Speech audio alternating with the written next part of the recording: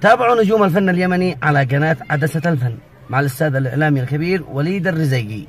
لا تنسوا الاشتراك في القناة والضغط على زر الجرس. عدسة الفن، بوابة المشاهي.